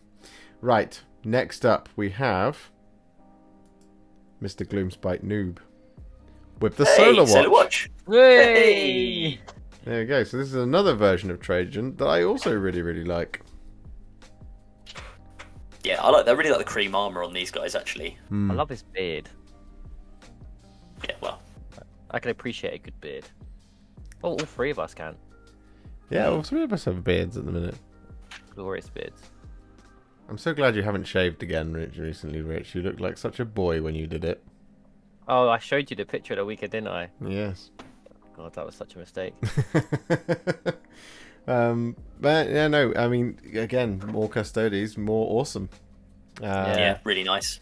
I like the blue feathers on Trajan. I like the blue as a highlight color on the gems. I mean, obviously on the weapon, also on the gems as well, on the shoulders, and you can see it on the, I don't know what those are technically called, but the dangly parts of the on the Alaris Terminators, and also the Paturges, and the bright green on the screen on the arm of the guy on the bike back. Really pops. No, it's really nice. It's almost like a brass gold as well, which I actually like. Yeah, because you want the gold, when you're doing Solar Watch, you want the gold to be just that little bit more warm, and in some ways worn out. So that's why going from a kind of a brassier finish is really good, because the cream makes it look really, really pale, and if you go for a really bright, like kind of white gold, like you can on the other Custodes, it can tend to sometimes wash the mini out. But having that kind of much warmer, almost brassy, bronzy type thing really, really, really works. Solar Watch are cool as well. Really cool. Custodes are really cool. This is not doing good for me because I don't need any more armies. Or maybe you do need a Custodes army. I just nearly knocked over my microphone when I was about to go, yeah. Adam knows, because when someone sent a picture of the Custodian Dreadnought with sword and shield, and I was going mental about it. It's a Blade Guard Dreadnought. Basically, that's what it is, a Blade Guard Dreadnought, and it's just right up my street. Well, I'd just have an army of those. You could take a maximum of 3. No. And then you could soup them with Iron Hands, and then take character Dreadnoughts with sword and shields. Yeah. Oh my god. We've Just broken saying. the meta, boys. I'm just saying. Custodians are cool. They are cool. Speaking of Dreadnoughts, Oh. we have some Dreadnoughts coming up next. So we have Vilka Era, Oh, wow. Ooh. Mick Nocta. He's given me an actual stage note in his notes here. So he says, dudes, legends, hobby heroes, and generally all-round sound brothers from different mothers. How are things? Oh, very well, thank you, Mick. He says, like to be that. read in a dramatic voice if agreeable by host. So here we go. I'll try. He says, Chapter 5. 1 man, 1 kit, 1 mission. To be as cheap as possible and stretch 1 kit to cover 3 models. Da-da-da. End dramatic voice. There we go. He says, when I started back hobbying last year, I got my hands on a 1993 out-of-production metal Bjorn. He was in pretty bad shape when I adopted him, and I thought to myself, this old dog deserves better. I had also purchased an old box dread and didn't really know what to do with him as well. Later I managed to scrounge enough shillings together to purchase a Space Wolves Venerable Dread kit, and upon opening it I was dumbstruck by the amount of bits potential it contained. I made up the Ven Dread first and looked at what I had left over. I decided to do Bjorn Reborn, or Rebjorn, or Pimp My Bjorn, whichever takes your fancy. I shaved his sarcophagus chassis down and stuck on some nice new plates, and with a bit of cutting and squeezing I did the same for the leg plates. True Claw got upgraded from the new sprue too. It's Milliput moulded base for him with runic broken flagstones. This left me with my Box Dread. Upon looking at the Murderfang model I realised I was missing the outstretched arm. The Box Dread arm didn't do the model justice, so I made up some blue stuff moulds and moulded a new right arm out of Milliput. I wasn't 100%, but I covered the major flaws with chains, so all good. So yeah, I can safely say I got my money's worth out of the kit. I got them all painted up this month, and I have to say I'm happy with them. Cheers, dudes. See you next month. Possibly Stormcasts? So he's got a couple of slides, but this is the first slide where we've got Murderfang, and is that Bjorn? That's Is that the Venerable Dread? doesn't. Yeah, I think that's the Vendread, right? Because Bjorn the Fell-Handed has a fell hand. Yeah, Bjorn the Fell-Handed. Yes. So there's Murderfang and the Venerable Dread that look really, really damn cool, and there's some really cool weathering on the top there, those scratches, which looks awesome. It looks like he's been taking names for the Space Wolves. The name of Russ. And I like the kind of deep emeraldiness of the runes on the shield. Yeah. Very much a God of War vibe there. Yeah, the kind of glowing blue. Yeah, it's really good. Boy. It looks great. It's fantastic. Here's the next one. So there he is. There's Bjorn the Fell-Handed. Yeah. Oh, I love the pattern on his leg. It look great. So cool. Yeah, really cool. I love I wish I could Bjorn. do stuff like that. I love I like Bjorn. the base. I like the base as well. To be fair, the Viking base looks very, very cool. Bjorn was around during the Horus Heresy, right? He was. Yeah, he's one of the oldest left alive, isn't he? He is. He's over 10,000 years old.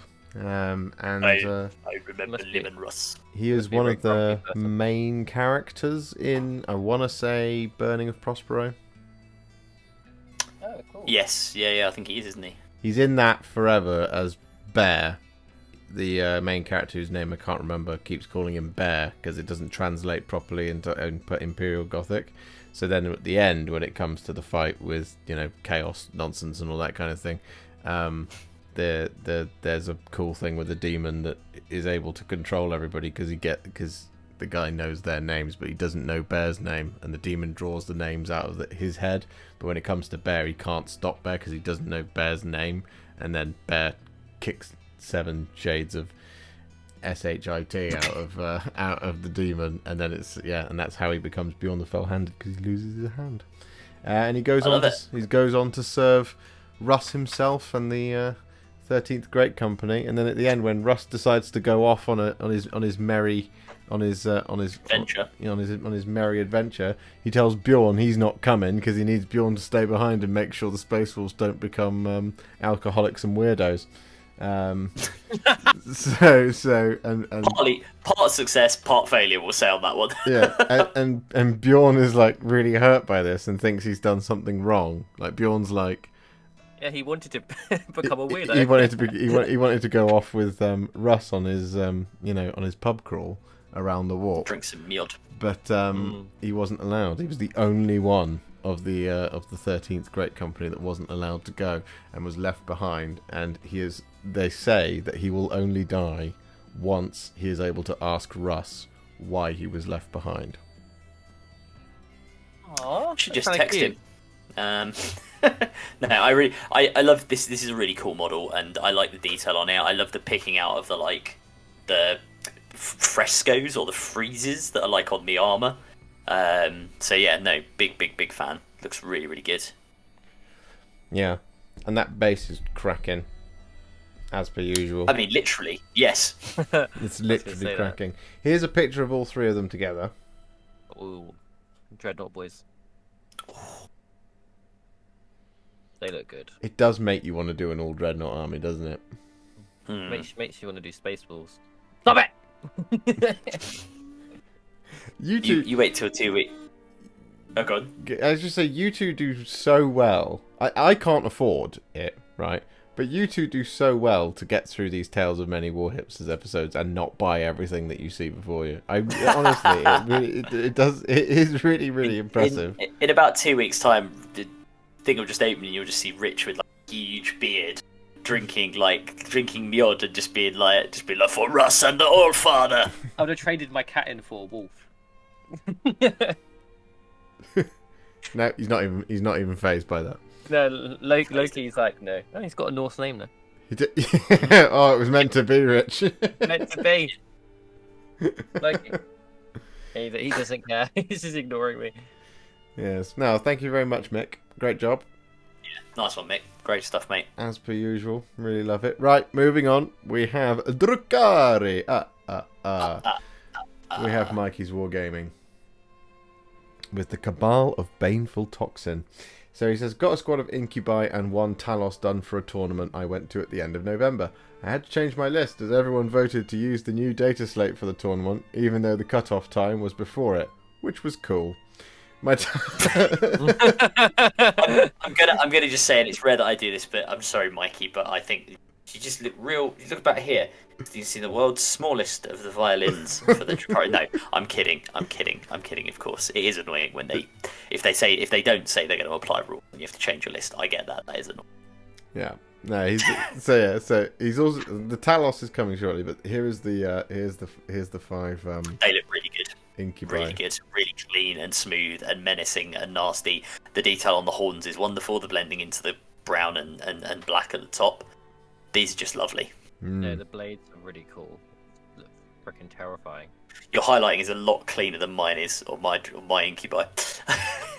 I'm a big fan. I'm a huge fan. As you know, Mikey. I'll show you the next page because there you go. There's all of them together. So there's the 5 Incubi. He's done the thing I love about the Incubi models is the helmets. I really like the helmets, and I really like the box art that they do with the helmets because it's a white helmet with pink shading. It's the same on Drazar. I think his is pink or it's green, one of the two. But yeah, when you get the helmets on the Incubi just right, the rest of the model I don't even look at it. I just adore the color scheme for the Incubi. And you've absolutely crushed it with these. Yeah, they look good. Yeah, really nice. Yeah, so there you go. That's the Incubi, and here we go. Here is a Talos pain engine. So it's a bit much. What the fuck is going on? Oh, sorry, I swore. What's going on here? I like the green. I like the green armor. What is a Talos? Like, it's just crazy. They're designed by the homunculuses or homunculi in the covens. And they basically fly along. I think it's the Talos on the Kronos. What they do is they fly along, doling out damage and stuff and being all nasty, and then they sort of pick you up. If you're their victim, they pick you up and they sort of stick you, I think, inside the kind of carapace. It opens up, and you can see it on the model. And you slowly get rendered down into parts, basically, liquids inside them in a very slow and excruciatingly torturous death, and that pain feeds the master of the Talos, the homunculus, which is what allows them to keep living for ages. I mean, bear in mind that homunculi and the covens are considered creepy by other Drukari. Drukari themselves are pretty creepy, so that gives you some idea of what mind would create this thing. It's 40k living up to its Oh yeah, the right Drukari are properly grimdark when you read some of the lore behind them. Oh yeah, even drop bottles as well, the paints. Oh yeah, all the dropper bottles. I adore his scheme. I love the green and the yellow. I think it's fantastic. Yeah, it's really nice. I'll show you the next picture as well, because from a slightly different angle. Yeah. No, you know what, the metallics as well. The green has a slight sheen to it, which then works with the copper and the other metallics. Yeah, it looks really, really, really smooth. It's really nice. The edge highlights pale wonderful flesh as well, as always. The flesh almost looks like wet as well, like it's like sweating. Like, I feel like cold. It's just really cold. Yeah, like clammy. That's the word I'm Yeah. looking for. Yeah. Moist. And I like the blooded blade veins at the top as well. Yeah, well, it goes quite nicely with the blood on the incubi we saw earlier as well. Yeah. I had the What's the name of these misfortune guys? to run into 2 of these at Fun and Fluff. Oh, okay. How was that? It wasn't fun. 2 shots doing d6 plus 2 damage. Oh, they're like melters. Yeah. The heat lances, they're melters. Yeah, but Oh, at wow. like a stupid range. Oh. It's not fun. It's not fun. I would not recommend it. I would not Well, recommend well, it. But I would recommend checking out Mikey's Wargaming on Instagram because he does paint some beautiful Drukari. Yeah, definitely. This Talos paint engine included. So, thank you very much, Mikey. Are Cheers, you ready Mikey. for the next one? Yes, Yes, sir. man. So there's 5 slides here for 5 individual models. Oh. Okay. Okay. So here we go. Shield Captain Kitten What a name. with his Sisters of Silence. Oh, I love that cape. That is so rich. It gets better. Trust me. Like, this is great. Don't get me wrong, but the capes are the capes are insane on these. So here's the first one, Purity Yeah. seal as well. Damn, Gil. which is which is really really great. The second one. Here we go. You ready? Oh, go away. Just taking a piss now. Right? Wow, how do you even do that? I don't know. You'll have to ask Bartosz. Is that? I didn't even know. I was like, they're so good. I'd even like, are they decals? It's like, is that they're that good? I think they're So- decals. I hope they are, because otherwise I'm going to snap my brushes. But Amazing. even the tattoo on the head looks really is awesome, which I Yeah, it's think so is cool. freehand, but I'm not sure.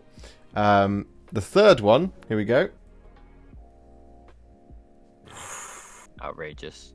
Oh, that's. I What's mean, that's great. the helmet mask. That's cool. Mm-hmm. Does that come with the kit? I didn't know that was an option. I'll Yeah. find out when I open. Yeah, Pretty cool. yeah. There is a master version in there. Loving the tabard. Yeah. The fourth one. Just leveling up. Oh yeah. Oh, that cape, man. I mean, these are just lovely, aren't they? Capes are so cool. unless you're a superhero and you're near a plane. And I feel like we should bring back capes, but people would think it's weird. I wouldn't judge you. Here's the fifth one. Wow. What a great job. Yeah. Nice one, Bartosz. That's awesome. They're so nice. And this is a squad of 5, right? Yeah. Yeah. Imagine Well, an you army know- of this.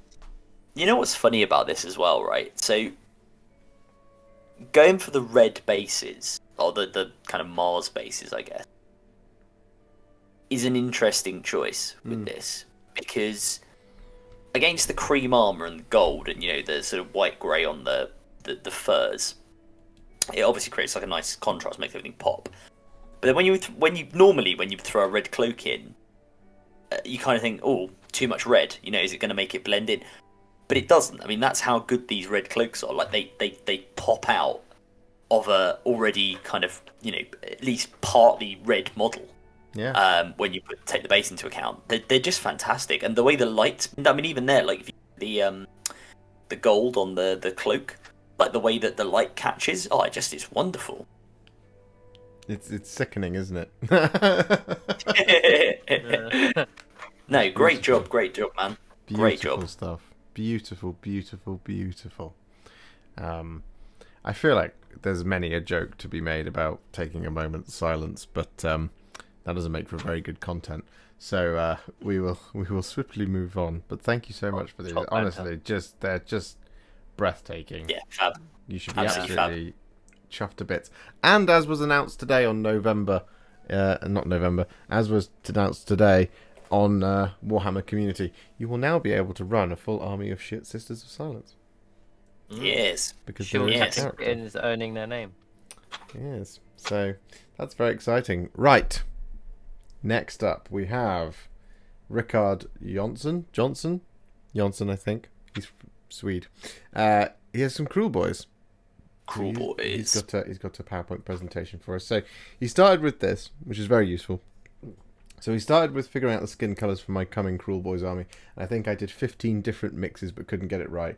I didn't want to have the orcish green colour but a more dirtier swamp look. So after looking on YouTube, I found this great channel devoted to making the best out of contrast paints.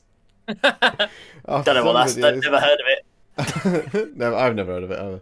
After some videos, I started mixing my own contrast paints and came up with this recipe. Base colour, Plaguebearer Fresh.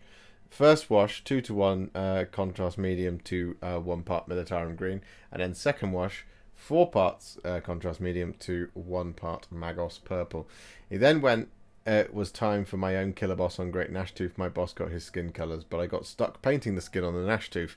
Didn't want to end up with 15 more trials.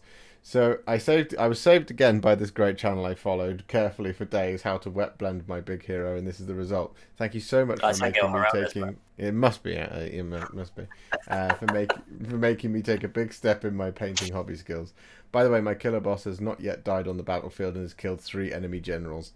Next time, I hope to show my full army waiting in the back. So here it is. Here's the killer boss. Ooh. Love to know what YouTube channel he's found these tutorials on. I know, right? I could do with some pointers. I never even noticed the head on the spike. You know, that is it an ogre head? Yep. That's sickeningly amazing. And well done for him taking out all those generals and not dying. That's lovely. I mean, it just looks like, again, it's like super naturalistic. And the base, actually, bloody hell, sorry, I only just like looked at the base properly. That is properly good swampiness. Yeah. If that's a word. Yeah, he's got a close-up of the base. I'll show that to you now.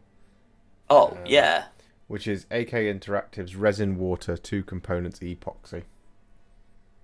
So I mean, it looks great. It looks really good. Doesn't it look fantastic? It's an awesome model, and you've done it such great justice. And the skin, skin is fantastic. I really like that recipe, and I might have to nick it. The shield's got a tongue coming out of it. Yeah. I don't even realise this. I've got that's in the Dominion box, right? Yeah. You own one of these. Yeah, it's just still in the box. This is amazing. And then of course we've got this as well. So next time will be the full army. Oh, wow. I mean, that's just a tease, Rickard. You tease us. That's really, really cool, man. That's awesome work. I'm glad to see that Cruel Boys are still being worked on. Because, I worry about, the starter armies, as it were, the armies that come in the box. It's like, Necrons, for example. Necrons were everywhere for about a month, and then everyone stopped paying them. Yeah. But it's lovely to see Cruel Boys are still being worked on at this point in December. So, thank you very much, Rickard. We've got one more. It's everyone's least favourite. He keeps submitting them for some reason, so we'll just rattle through them really quickly. So doesn't get the hint, does he? No, he really doesn't. So he's done some Slanesh Fiends. 4 out of 10. 4 out of 10. I mean, I'm going to be nice because I saw these. I had to play these bloody things, and I also saw them. Obviously, person, and real amazing, mate. As ever, really good work. Thank you. You can see how I painted them. Here on this YouTube channel everyone keeps talking about. Oh wait, it's the one we're on. Yeah, exactly. They were a lot of fun to do. They are surprising Slanesh Fiends, and I think a lot of people are shocked by them. They're actually very simple to paint. There are actually not that many colours on there. There's purple, there's the flesh, and then there's black, and then there's a few little pinky bits. But otherwise, and there's a bit of silver as well. But the recipe's fairly simple. But they have such a massive footprint on the battlefield, as you well know, because I was running them as a unit of 9, which is quite frankly obscene. You'll never get them all into well, I did it on 2 occasions, but you can almost end-to-end them across the entire board. It's ridiculous. But yeah, no, they're really cool. And the other thing I painted this month was a Great Unclean One. Which can be seen where? which can be seen on this channel, but it also can be seen on tabletoptactics.tv for all of you on-demand subscribers. Because I've really fun game. Very privileged to be able to go and have a game with them. Yeah, I need to watch that shortly after this recording. Actually, no, he looks really good. Lovely, cool. Gross mottled green skin, but jolly as noble demon should be. After my booster jab. He looks how you feel. The booster jab is preventing you from looking like this. Let's just be clear. No, it's really good job, mate. And like the grey and clean ones are always such a cool model because they can be done so many different ways, and they're just such a massive presence on the battlefield, like all greater demons. He was a lot of fun to paint as well. You know what he's making me excited for? Is it Total War 3 by any chance? Yeah. They released a trailer for They've done a great and clean one, yeah. Yeah, it's freaking amazing. I did reference Total War 3 in my appearance on tabletoptactics.tv. Yes, you did. With my great unclean one, with my Lord of Change. But yeah, no, he was so much fun to do. He was very quick, and it doesn't look it, but he was very, very, very, very quick. Oh wow, okay. Which was great, as far as I'm concerned. He was the quickest of the greater demons, and dare I say it, he might even look the best. Oh, bold claim. You can see what you think, because I've included a family photo. Dum. Yeah, that's cool, cool. aren't they? There you go. Proper demon host with all of the big. I was gonna say big boys, but big entities of demonhood. I think what Adam and I can both agree to this, because we've seen this army up close a couple of times now. Is that all the models look exceptional, but it's like even the details on the little gribblies. Like, they are all exceptional, and as you mentioned earlier, the minions make the army as well. Yeah, and they're all just amazing. Still only a 5 out of 10, but amazing. An amazing 5 out of 10. No, it's a 10 out of 10. It's exceptional. Yeah, no, really good stuff, mate. And Bellacor's my favourite though, still. It's the speed with which you put it together as well. You know, you've put together this whole demons army, remarkably quickly. And then have gone and done really well with it at tournaments as well. We've got some painting awards for it as well. Yeah, I can actually now say that this is an award-winning Demons army. I can now say that. Well, admittedly, Bellacore has won both of the awards, but an award-winning paint job, some might even say. It's fitting Bellacore win 6. He's the leader, right? Well, yeah. Exactly. He inspired the whole project, so... But there we go, that's it. So we will come back in just a moment for the roundup. Back to the studio. So, there we have it, gentlemen. Tale of Many Warhipsters, Chapter 5, in the bag. It is Chapter 5, isn't it? I'm not making that up. I hope so. I mean, you're normally in charge of this circus. Usually I am. You're the one who puts it on YouTube. I've got about as much... I've got no power in this at all. It is supposed to be me who's responsible for it. Yes, in the bag. What did you guys think? I thought it was amazing, as always. The level of painting never ceases to amaze and shock and, frankly, frighten me a little bit. No, it's really good. With things being the way they are and everything being very busy for everybody. I think everybody, just everywhere, is really busy. Everyone I talk to, I'm like, well, how are you doing? Oh, yeah, I'm really busy. I think it's pretty amazing that people have done what they've done, and also all the lore and all the background. And I say every bloody time we do these videos, but all the fluff that people put together as well is really cool. So no, I love doing these videos. Obviously I've got to hang out with you guys in person at an event, but like this is a sort of regular check-in as well, and we also get to see what the community is putting together, and it's wonderful all the more for that. Yeah, no, wholeheartedly agree. What were your highlights? Let's start with you, Rich. What were your highlights? The highlights. Meg always gets shouted out, and particularly because it's a dragon. So I feel like it's always an easy way out. But the dragon is it's just a dragon. Come on, it's so cool. But something that I want to also say is that the Sisters by Shield Captain Kitten. Yeah. Kitten, sorry. I thought that was really cool. The capes, the whole look, they really stand out for me as those two. I'll give a shout out to, and also Mr. Boob's assortment of parts for his models that we still don't know what's going on, what parts they are. That they're the ones that are my highlights, I should say. His Toy Story conversions. Adam, Yeah. what were your? Tough one. I mean, the sisters were amazing, but Richard's already mentioned them. Meg, I'm not giving you any credit because I messaged you on Twitter about this and how good it is. I've already given you enough praise, so no, but also amazing. Yeah, I mean, Mr. Boob's Frankenstein-like ability to put together amazing-looking bits for the Praetorian Trading Company out of his bits box is incredibly impressive. I am going to go. I really liked the killer boss on Great Nashtooth. Is that the correct name for it? Yeah. Yes. And I also, because I just thought it looked really naturalistic. I thought the base was awesome, as I say. I also really enjoyed Volcaera's Dreadnoughts. Yeah. I was going to say the Dreadnoughts. Oh, sorry. I just thought it was cool, and actually the fact that the point about the claw being molded out of like blue stuff, like a mold, and made. And he said, "Oh, I fixed the mistakes for chain." I was like, "What mistakes? I can't see any mistakes." I mean, maybe that's the point, right? But it's done the job. I thought it was wonderful, and it's also nice to see, the old boxy dreadnoughts getting played around with and getting rescued. Clearly, the old metal one as well, the out of production one. So yeah, no, top, honestly, top work all round. If I have to pick a favourite, yeah, I'm gonna go with Vilka because I like the old.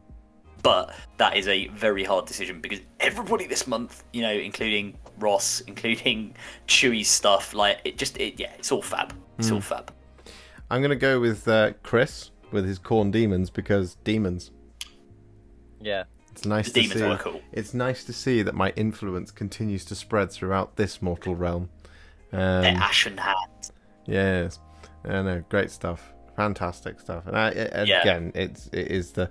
Not only is this the highlight, is this the highlight of my hobby time? It's the highlight of my month, and so technically, I guess, everyone's my highlight, which Oh, we've had two wholesome bits in this episode.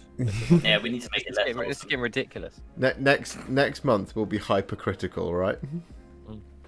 Yeah, I know. I'll make it not wholesome. Wait, you, Warhipster. I'm looking at my camera into the camera, but also at you because you're on my screen. Stop it. Stop with the really nice demons. Because today I was sorting out stuff for Secret Santa, and I had to stop myself. I was like, ooh, Bellacore. I might like a Bellacore. That'd be good. I've got some demons. No, don't do it. Stop. But yeah, stop it. You blighter. You demon. Well, I'm pretty much finished with demons, as you know. There's loads of stuff that I could add. So I'm contemplating. I'm fashionably late to the party, all right?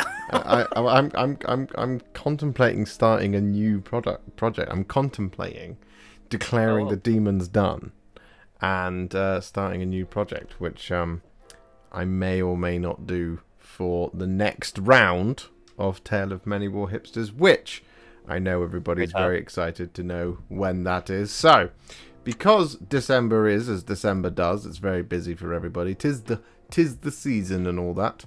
It is the holiday season. I felt that it would be fair to give everybody a little bit of extra time to paint their next submissions, rather than demanding it at the end of December when everyone's settling down to their delicious Christmas food. You mean when I lean out of the window on my snowy streetscape and I say, "You boy, what day is this?" And he goes, "'Tis the day of submission of a tale of many Warhipsters, sir." And then I have to submit my models, and I say, "Fetch me the finest brushes from the shop, boy." Exactly. So rather than setting up that admittedly amusing scenario, I thought we would do a slightly longer submission period. So, as per usual, coming up on the screen before you now will be the deadline week, which is going to be the week commencing the 17th of January. So that is a 1, 2, 3, 4, 5, 6, 7, 8 weeks with which to do all of your new Christmas presents. For those of you who've been blessed with Warhammer Christmas presents, congratulations. I hope you enjoyed them and had a lovely, lovely, lovely day. It also gives you time to start new projects, buy new stuff in the new year, because that's what we all end up doing anyway, with all of the Christmas money that maybe we will have secured. So yes, week commencing the 17th of January. There you go. So, with that in mind, have you two got plans for what you're going to do? Ooh. Yeah, I've got a couple of ideas. I mean, I'm gonna definitely add more to the Tyranids, because there's Tyranid stuff I need to add to the army. So I will probably have some more Zoanthropes. I might have some Venomthropes. Maybe we'll have a couple of Carnifexes. Who knows? We'll see how it goes. We'll also need to get a Hive Tyrant together at some point. Other than that, I do myself have an idea, because the thing is, 2022, and Josh and I have talked about this, 2022, I think for me, is going to be the year of chaos. Because I realise I have a lot of Chaos Space Marines, and I've not really done anything with them. Like, not Death Guard or Thousand Sons, I've got those, but I haven't really done anything with the generic guys. I've sort of and ahed about what to do, and I thought about doing Emperor's Children for a long time, and I have a lot of kids. Emperor's Children are very cool. But what I might like to do is maybe just do my own Chaos Warband. So 2022 will be the year of, working title, the Obsidian Hatred. Ooh. So you may see some of the first models of the Obsidian Hatred who will appear on your screens. And they're not going to be black and gold, right? Because that's Black Legion. No, they're going to be black and something else, I think. That's fair enough. Rich, any ideas? I'm going to say a manticore. No, a manticore? I don't know. No, wait, a death strike. No, a death strike. Yeah. A death strike. I'm going to say a death strike. Death strike. Missiles. Big missile. That's what I'm going to do. I like it. I love the death strike. I think it's fantastic. And the 95th Rifles need some artillery support, and that's what's going to come. Oh, it's just like that episode. Whether it actually goes off. Yes, yeah, episode 4. It's that episode with is it Mr. Gilliland with the with the rocket troop, where the rocket troop are so bad he uses them as cavalry and then actually uses rockets and he scare everyone. Good episode. I know it very well. Awesome. I don't know what I'm gonna do. Honestly, I might pivot hard from Chaos into Stormcast. But you said you had an idea for a project. What's the project, Con? So the other thing is the Riders of Rohan. Or it's to actually add the Chaos Space Marines component of a Disciples of Be'lakor army. Or it's to do... I've got this silly idea for Chaos Demons where you run Disciples of Be'lakor, but you don't run it with any troops. You run it with elites and fast attack. So it's it's 9 Fiends, 9 Flamers, 9 Screamers, 9 Beasts of Nurgle, and then possibly some Blood Crushers, but more likely just 30 Bloodletters, because you have to have one of each god in equal amounts. There's an idea for that brewing, so you can just use Shrouded Step to yeet them about the battlefield. Well, that sounds frightening. Yeah, it's a frighteningly good power that till this point I haven't been able to use because I haven't run it as Disciples of Be'lakor. But it is pick a friendly unit within, I think, 12 inches of the Psyker, and remove it from the battlefield and set it up 9 inches away from the enemy. It's just really, really good. Yeah, deep strikey stuff is always good. And it works really well on Bloodletters because of the Banner of Blood with the 3d 6-inch charge. Yeah. Well, I look forward to seeing this. Yeah. I look forward to potentially seeing Rohan. Yes. Yeah. So maybe, like I said, I've got my Isengard. We could do a fight. We need to do more Isengard. We could do a fight. And I have Helm's Deep. To war! So we need to recreate Helm's Deep. Is that what you're saying? Yes, we shall. We shall, and I need to paint more Isengard. Dun dun dun dun dun dun, etc. Then Rohan will answer. Maybe, possibly, we'll see. And Rohan might turn up. Rohan might make an appearance. So, I think all that's left to do is say thank you, Adam. Thank you, Rich, for your time this evening, for taking part in the filming. And also to thank all of you at home for all of your continued support for the Tale of Many Warhipsters over the past 6 months. Yeah, it's yeah. Yeah, because it's Been a chapter while. 5, but it would have been the lead up with the first month. Yeah, so it would have been 6 months. For the past 6 months, for supporting the Tale of Many Warhipsters and supporting me as a YouTube content creator, and of course, supporting the guys at ADR Wargaming, otherwise known as 5 Minute 40k on YouTube, and Reza Prime on Instagram. And on YouTube, if you want to see the 3 of us play Call of Duty in one video. But yeah, no, I just honestly I want to thank you all for supporting us thus far, and we really hope to see you all again in 2022. And I guess the only thing to say is Merry Christmas. Yeah. For those of you who I don't speak to beforehand, or even after, Merry Christmas and have a very happy New Year. I know it's very early, but it is December now, and that's allowed. Yeah, we still have to say it, don't we? Christmas trees are up. Decorations are out. Mulled wine. Yeah, they are. The Christmas Mince tree pie. is up downstairs as we speak, and I'm going to have a mince pie after this. As discussed last night on my live stream, where I was just like, I'm an absolute fiend for mince pies. I need to get some.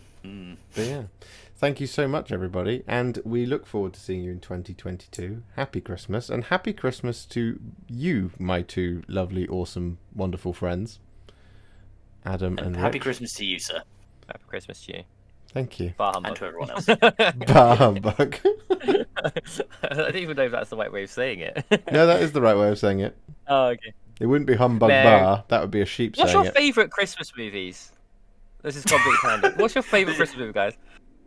Well, it's not Die Hard. really a Christmas movie. Well, it is. Stereotype. Die Hard is up there, but the one that I fondly remember the most is Hook.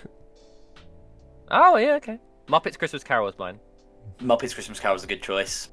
I love my older brother loved that movie so much that he used to watch it any time of the year. It'd be like summer, July, and he'd be watching Muppets Christmas Carol. So yeah, That's a man who Well, loves Christmas. ran a bit of information with you viewers. There we go. Tell us your favourite Christmas movies in the comments. Yes, Yes. people have got a lot of information to impart in the Not comments. to comment, yeah. Yeah. I'm looking forward to many an essay. Right, on that note, we will end. So thank you so much for watching. Thank you so much for taking part, and we look forward to seeing you all again, as I've said many times already, but it's worth saying once more. We look forward to seeing you in 2022. Happy Christmas, have a wonderful New Year, and of course, happy wargaming.